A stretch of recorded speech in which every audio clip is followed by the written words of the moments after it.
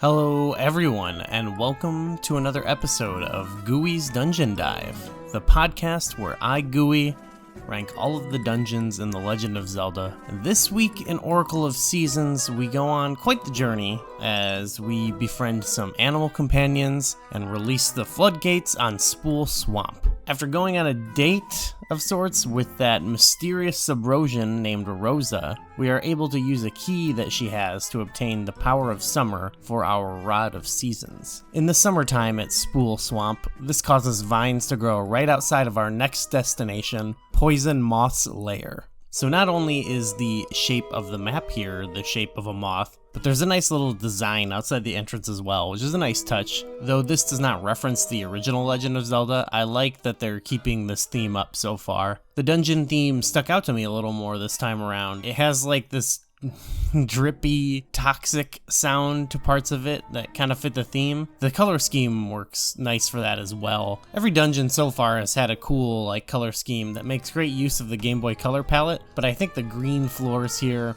that was a nice touch. I feel like the enemies here are meant to give off some sort of toxic or swamp vibe, but that could be a reach, I'm not sure. The layout and navigation is pretty cool here. It feels more linear than the past two dungeons, and on paper it sounds fairly simple. The only gating in the dungeon is due to two keys, the dungeon item and the boss key, and it's in a set order pretty much. The tricky part is just remembering where to go. The dungeon initially takes you on a tour of basically the whole bottom floor where you can get the first key, passing by many locations that cannot be reached yet as they require either the dungeon item or falling down from the second floor. A little cool touch there is one of the spots is part of the boss fight itself. You can also pretty easily miss the first key and go straight up to the second floor, and you can pretty much see the rest of the entire dungeon from here. After gaining the dungeon item, the Rock's Feather, it becomes about finding the areas that you pass by in order to get to a locked door and the key needed to open it, which then progresses you to the boss key in the boss chamber, but now it's about exploring this whole wide open area. This also has some interconnected sections where you have to fall from the second floor down to the first, as well as using the Rock's Feather to jump onto these trampolines to hop back up to the second floor. Once you throw in the extra goodies, as well as the map and compass, it makes for much more compelling and complex navigation. So the Rock's Feather obviously gets a fair amount of use here with the trampolines, and as well as those classic underground sections where it's side-scrolling puzzling, but the dungeon also incorporates the power bracelet from the last dungeon throughout practically the whole dungeon. One basic way is we've got our, classic pushing puzzles that we saw more in games like Ocarina and Majora's Mask. This includes pushing the trampolines that we jump on to get them into the right position to reach certain parts of the room above. We also get a pretty fun mini-boss fight that has us pulling these squids, whose name I can't pronounce, out of the water that they're in to attack them. My favorite use of the power bracelets, though, was in the rooms that they brought back from the last dungeon with these heavy rolling cylinders. At first, there's a room that's just like in the previous dungeon with, weak floor tiles, and if you step onto them, they'll break and they'll fall down. But after you get the Rock's Feather, they have sections that now incorporate spikes into this, which also have to be jumped over while maneuvering the cylinders around.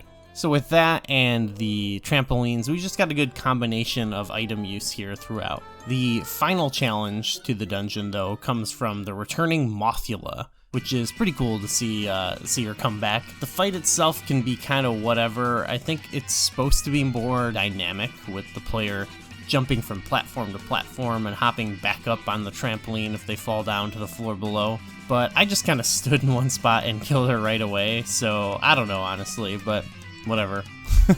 Our reward for beating Mothula is the next essence of nature, the bright sun. Young shoots grow quickly under the warm rays of the bright sun. So yeah, I was actually pretty pleasantly surprised by this one. Again, very linear, but obviously, like I've said many times, that's not a bad thing, and I think that shows here, because if we're looking at just the two dungeons in Oracle of Seasons we've done already, I think immediately, it's better than them. And again, I think we've turned up the dial again on the dungeons, on the difficulty, and now we've got I don't know, I like the variety, you know, so it's linear, but it's got great room-to-room stuff going on, as well as unique navigation within that. So don't let anybody don't let anybody tell you that linear is bad. Not only that, but I felt like this was the first dungeon. It felt pretty inspired in some ways to me compared to the last two. The last two were more foundational. You know, we got the minecarts and the roundabouts that we're going to see later. Here we didn't have that necessarily. We had some of the trampoline stuff, which is, I think, isn't as exciting later in gameplay if I remember. I don't really remember, but so it doesn't have stuff that I think will have greater potential for later, but just the overall navigation and the use of the items I thought was really fun. For me, this just stuck out to me more while playing. It had sort of this, I don't know how to say it. It had the something special to it while I was playing it.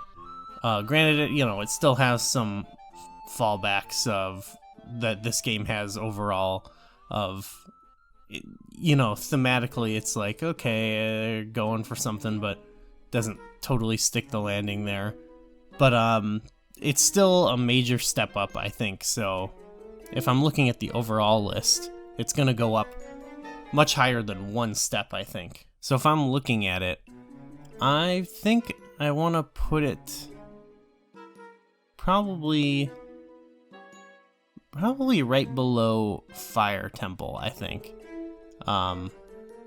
Fire Temple, I actually think I like the navigation a little bit here. It's a little more interesting, and I do like the sort of room to room. I like just like some of the little puzzles in here a little bit more, but it's only like one or two. Fire Temple has, this kind of huge scope to it that makes it really epic and fun. So, but I think it's kind of comparable in that they're both kind of linear. It's what they do within. I think this might have a little bit more interesting of navigation, I guess, because it doesn't have anything with.